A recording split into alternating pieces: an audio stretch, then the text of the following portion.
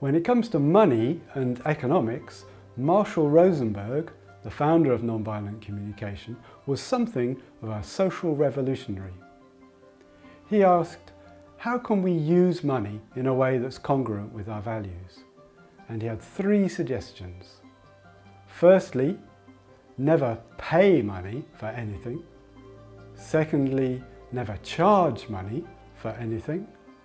And thirdly, transform the concept of worth to take it away from the value of your monetary assets. Hello, I'm Shanti Garber and welcome to NVC Life Hacks.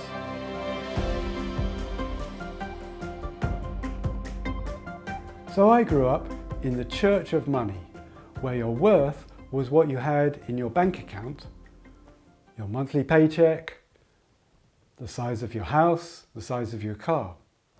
And we didn't just go to church on Sundays, we went to church every day of the week. As a teenager, I felt the poverty of these beliefs, and I joined a Buddhist community where dana or generosity was important. I learnt to give what you can, take what you need, and experienced the joy of giving and receiving as part of community. Later, I came across the idea of gift culture in the nonviolent communication community in India.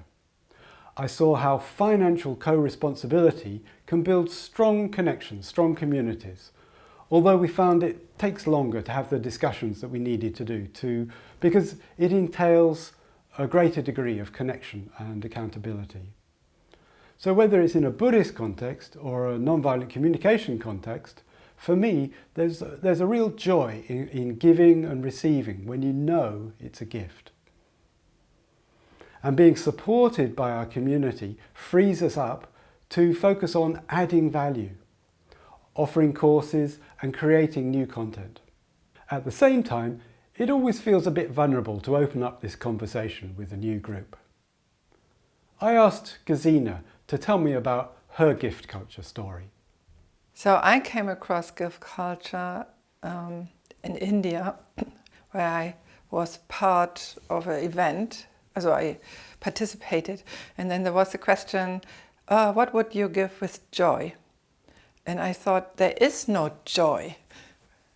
There is no joy. How can I give anything when there is no joy? So that was my first experience, and I was really upset, and I couldn't relate to this. I had difficulties to relate to this.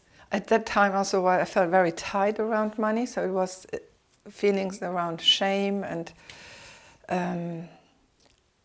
this strong discomfort and maybe even disconnection.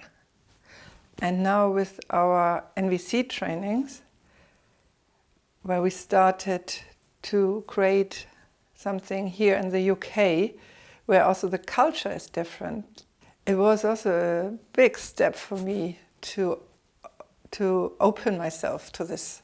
And the first time when we had our first module and we made transparent our costs and then the responses and how people also wanted to meet us, it was mind-blowing. I was so touched. I felt so overwhelmed. Experience this kind of generosity and giving with their heart. You know, they wanted to contribute to our life because they could see how we contributed to their life. So there was a mutual understanding of care, mutuality, generosity, and warm connection. Returning to Marshall Rosenberg's 3 points, we need to let go of the idea that anything is worth a certain amount of money. Let's get rid of the word pay. Don't ever pay money for anything. Give money. Give it to serve life in the way you want it to serve. Conversely, don't ever charge money. Request money from people to help you do the work you want to do. Don't ever say, I will only give you what is valuable if you give me money. Instead, you can say, well, I'd be glad to give you what I can offer, and I'd like you to give me some money so I can continue giving it to others. So I was familiar with the culture of donation, donating and exchanging goods and money, the whole culture of exchange, and that could be called generosity as well. But I was not familiar with that particular format of the people in charge of the place, in a sense, sharing their financial needs and their background. Yeah, so that was new for me. When it really came up, when especially the budget has been shared, it came with a sense of surprise for me.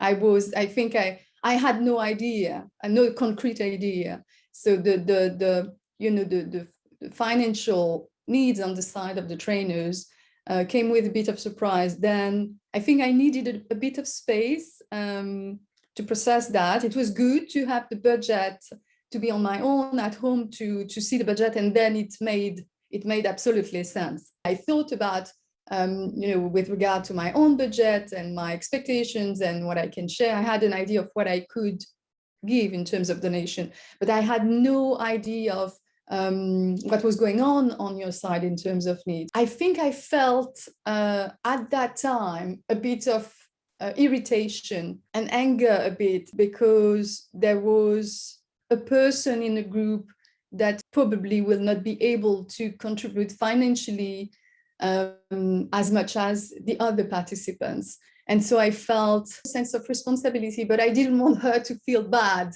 about herself. That was it, I feel happy about it. I feel optimistic in terms of our individual capacity and collective capacity to go through and to experiment the question of interdependence.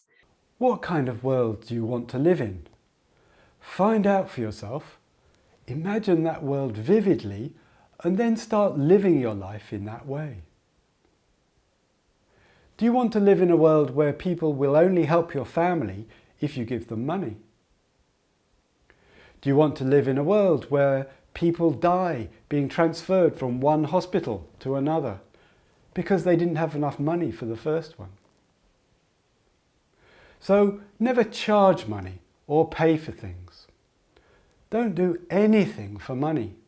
Make this clear to yourself. Never do anything for money. Get money to do what you want to do. This means finding out how you want to contribute to life and doing your work to meet your need for meaning.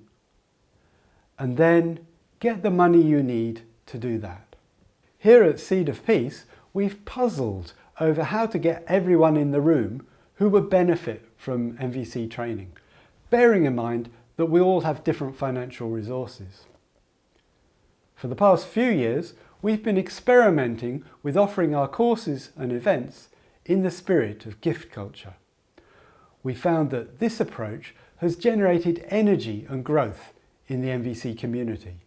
Well, I'd never heard of gift culture before. And at first, when presented with figures, minimum and maximum sort of comfort levels, and we talked about the idea of gift culture, that is something freely given and not tied into the financial system necessarily, I still didn't quite get it. I was also financially not in a strong place at that time.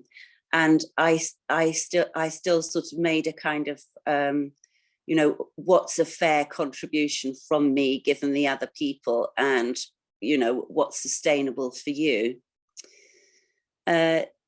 Something suddenly sort of broke through in me, and I just realized how wonderful it is to make a present, to give a present, and not to necessarily pay a wage or pay a sort of cost. It was much more a sense of me giving in response to a gift from you. It was really that click with how wonderful it is to be generous and to receive generosity that made the difference, I think. Here are some of the principles of gift culture. Number one, moving from consumption to contribution. appreciating what you receive and paying it forward. Number 2, moving from transaction to trust, relying on our interconnectedness. Number 3, moving from isolation to community, cultivating networks of gift ties. And number 4, moving from scarcity to abundance, experiencing the generative power of gratitude. We offer our events joyfully to support the growth of compassion in the world. Inspired by the spirit of gift culture, we encourage your sense of choice and responsibility in deciding how much to contribute financially. What would you be willing to contribute joyfully? Something that represents the value you'll receive through your participation, as well as what is economically viable for you. We trust you to contribute an amount that enables you to participate joyfully and sustainably. Now, we appreciate that this may be a new concept for you, and we're happy to listen to your concerns and talk it through. Yeah, of course.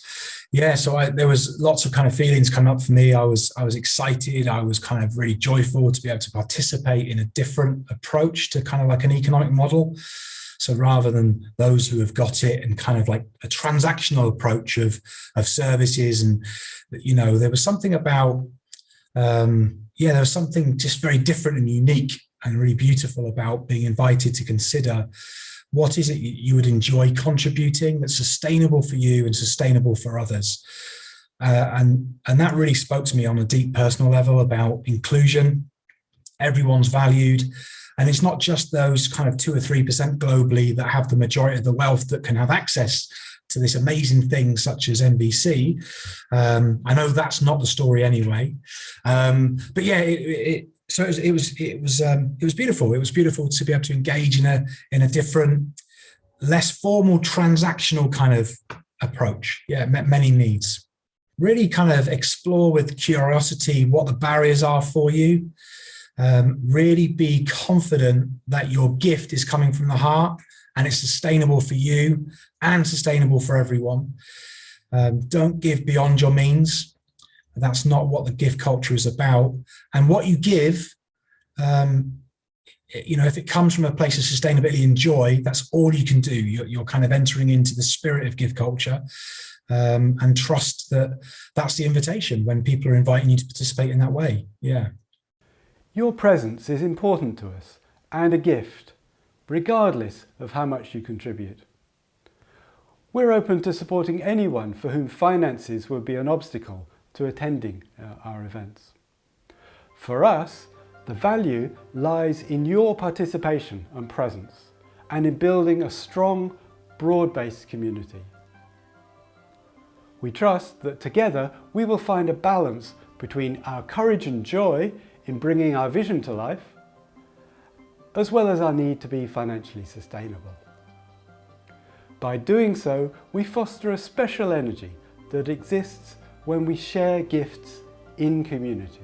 That's it for now. If you'd like to know more, you can subscribe to our YouTube or Instagram channels. You can like our Facebook page. You can subscribe to our mailer, or you can join us on one of our events.